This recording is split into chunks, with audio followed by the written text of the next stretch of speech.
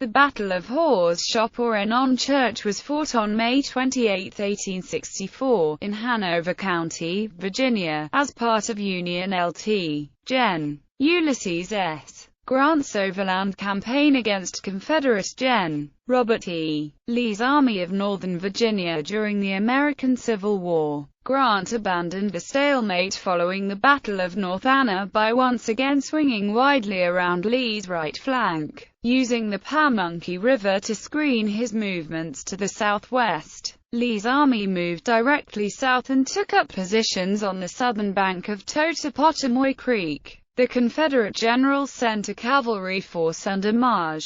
Gen. Wade Hampton to collect intelligence about Grant's next moves. On May 28, Hampton's troopers encountered Union cavalry under Brig.Gen. David M.C.M. Gregg. Fighting predominantly dismounted and utilizing earthworks for protection, neither side achieved an advantage. Gregg was reinforced by 2 brigades of Brig.Gen. Alfred T.A. Torbert's division, and the brigade under Brig.Gen. George A. Custer launched a spirited attack just as Hampton was ordering his men to withdraw. The 7-hour battle was inconclusive, but it was the second significant cavalry engagement of the Overland Campaign and one of the bloodiest of the war. Both sides claimed victory. Union Cavalry Corps Commander Maj. Philip Sheridan bragged that his men had driven Hampton from the field and demonstrated the superiority of the Union cavalry. But Hampton had held up to the Union cavalry for 7 hours, prevented it from achieving its reconnaissance objectives, and had provided valuable intelligence to General Lee about disposition of Grant's army. Background: following the Battle of North Anna, Grant and Lee were again stalemated in their opposing earthworks, as he had done twice before in the campaign. After the Wilderness and Spotsylvania courthouse, Grant planned to swing around Lee's right flank, getting closer to the Confederate capital of Richmond, hoping to lure Lee into a battle in the open. He chose to move directly east and cross the Pamunkey River. If he had moved directly south, he would have been forced to cross 3 rivers, the Little River, the Newfound, and the South Anna, minor obstacles that Lee would have to navigate instead. On the eastern side of the Pamunkey, he was effectively screened from the Confederates, and he could also conveniently receive supplies from the newly formed base at White House Landing, on the Pamunkey. Before he could move, however, Grant was faced with the problem of disengaging from Lee's army. Not only were the armies closely situated, Grant had to withdraw initially north over the North Anna, a situation in which it would be very vulnerable to attack. Grant decided on a series of deceptive measures to disguise his intentions. On May 26, he sent a cavalry division under Brig.Gen. James H. Wilson to Little River, probing the western end of the Confederate line, while at the same time men from the cavalry divisions of Brig.Gens. Alfred T.A. Torbert and David M.C.M. Gregg were sent to the Little Page Bridge in Taylor's Ford on the Pamunkey, 10 miles upriver from Grant's intended crossing points. Lee, who was still in his tent suffering from the diarrhea that had incapacitated him during the North Anna battle, was fooled by Grant's actions and assumed that the Union general would be moving west for the first time in the campaign. The Union infantry withdrew stealthily after dark on May 26, and by the morning of May 27 all were safely north of the North Anna. The 9th Corps under Maj. Ambrose Burnside and the 2nd Corps under Maj. Winfield S. Hancock stayed in place to guard the river crossings, while the 5th Corps under Maj. Governor K. Warren and the 6th Corps under Maj. Horatio G. Wright, led by Maj. Philip Sheridan's cavalry, began their march toward crossings near Hanover town, about 34 miles to the southeast. Once Lee recognized that his opponent had departed, he moved his army swiftly in response. His 3 corps under Maj.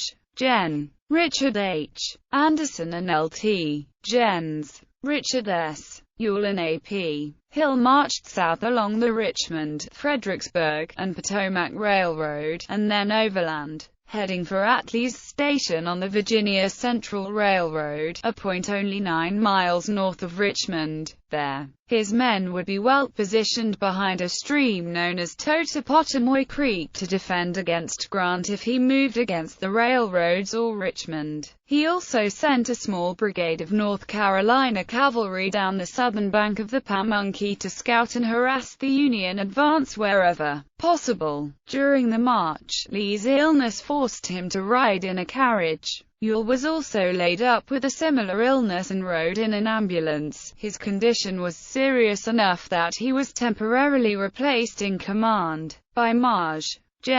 Jubal Early. On May 27, Union cavalry established a bridgehead over Dabney's Ford on the south side of the Pamunkey River. Brig.Gen. George A. Custer's Michigan Cavalry Brigade scattered the mounted Confederate pickets guarding the ford, and an engineer regiment constructed a pontoon bridge. Custer's men fought a brisk engagement north of Salem Church against Confederate cavalry under Maj.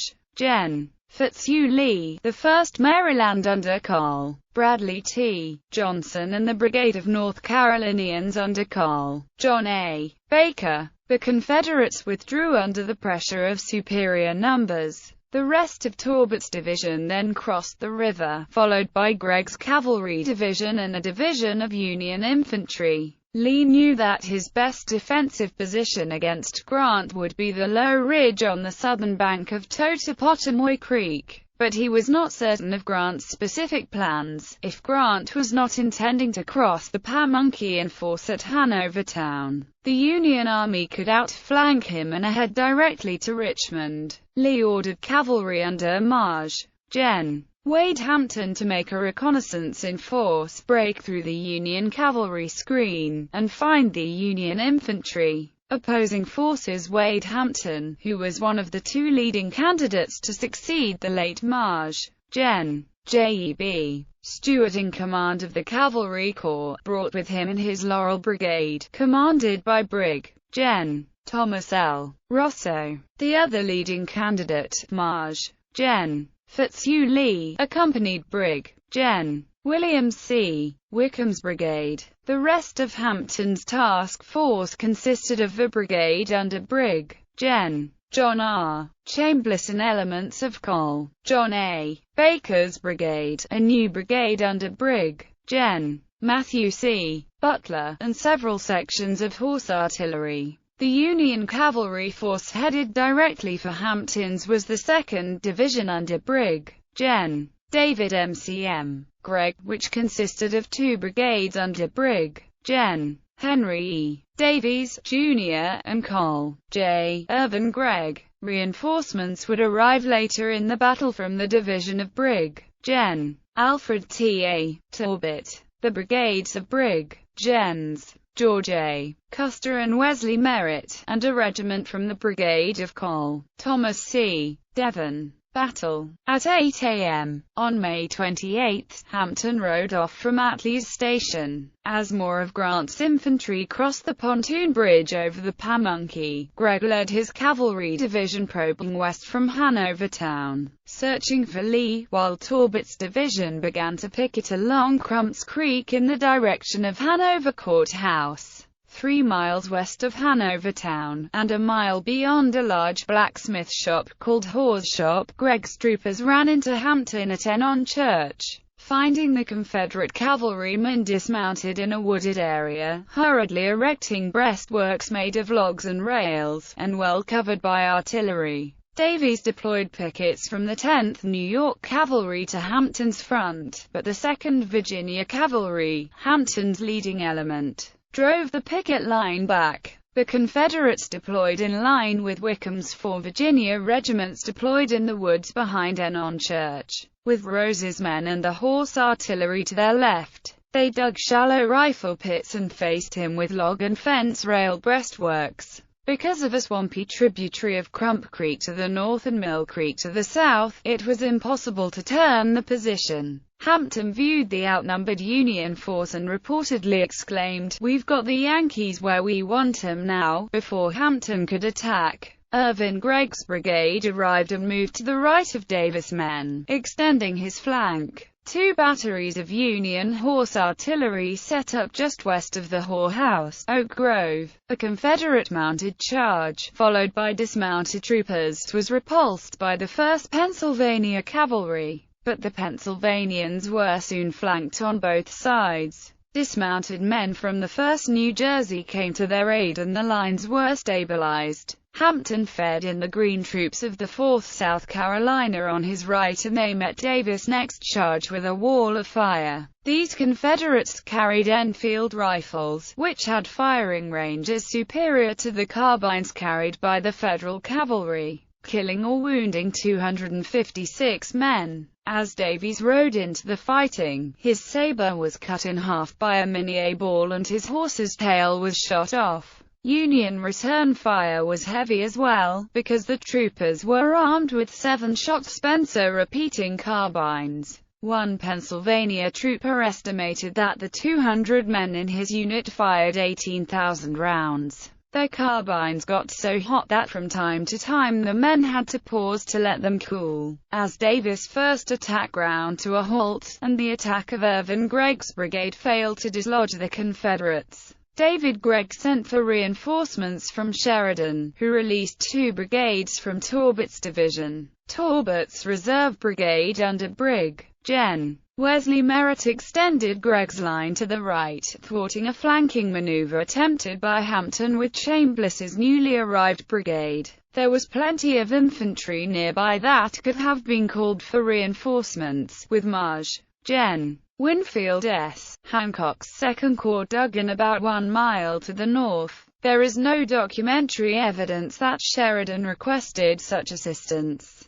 although he claimed years later in his memoirs that he asked for 2 brigades from Army of the Potomac Commander Maj.Gen. George G. Meade, who supposedly refused the request, claiming that Hancock's men were too weary. Torbert's other brigade, under Brig.Gen. George A. Custer, arrived about 4 p.m. Custer's men dismounted and deployed in a long, double-ranked line of battle, as if they were infantrymen. However, Custer inspired his men by staying mounted as he led them forward, waving his hat in full view of the enemy, while his brigade band played Yankee Doodle. Receiving heavy rifle and artillery fire, 41 of the Union cavalrymen fell in the attack, as did Custer's horse, the 7th time the flamboyant general lost a horse during the war. Custer later claimed that his brigade's loss at Hawes Shop was greater than in any other engagement of the campaign. Meanwhile, on the northern end of the battle, a Confederate mistakenly identified some dismounted Union cavalrymen as infantry and reported this to Hampton. Concerned that his cavalry command would be isolated and overwhelmed by an infantry attack, Hampton gave the order to begin withdrawing. The Confederate brigades withdrew from north to south. Once Chambliss, Rosser, and Wickham had departed, Rutledge and the 20th Georgia Battalion were uncovered. Custer took advantage of the situation by charging forward, overrunning the Georgians, killing their commander, Lt. Col. John M. Millen, and capturing many of his men. Davis' brigade joined the attack and the remaining Confederate line fell apart into a rout. But by nightfall Hampton's cavalry was safely west of Totopotomoy Creek. Aftermath. The Battle of Hawes Shop lasted for over 7 hours and was the bloodiest cavalry battle since Brandy Station in 1863. It was an unusual battle in comparison to previous cavalry engagements in the Eastern Theater because it was fought predominantly by dismounted cavalry, many of which were protected by earthworks. Union casualties were 256 men in Gregg's division and another 41 from Custer's brigade, including Private John Huff, the cavalryman from the 5th Michigan who had fatally shot Maj. Gen. J.E.B. Stewart at Yellow Tavern. Confederate losses were never tabulated officially, but Union reports claimed they buried 187 enemy bodies after the battle, recovered 40 to 50 wounded men, and captured 80 South Carolinians. Gregg paid tribute to the Confederates, who resisted with courage and desperation unsurpassed. He later wrote that the battle has always been regarded by the 2nd Division as one of its severest. Both sides claimed victory. Sheridan bragged that his men had driven Hampton from the field and had once again demonstrated their superiority over the Confederate cavalry. He has been criticized by historians such as Gordon Rear for missing an opportunity to destroy Hampton's command while it was isolated and vulnerable in front of the Totopotomoy, something that could have been accomplished if Sheridan had devoted his entire cavalry corps to the task, and rather than attempting to maneuver on several of the roads that led to Hampton's rear, Sheridan's command expended their efforts on costly frontal assaults. Hampton's claim of victory was also credible. He had prevented Sheridan from learning the disposition of Lee's army while delaying the Union advance for 7 hours, and General Lee received the valuable intelligence he had sought. He now knew that Grant had crossed the Pamunkey in force, although he was still unclear on the next steps that Grant might take and therefore waited for further developments. The two armies would fight in this general vicinity on May 30 in the Battle of Bethesda Church.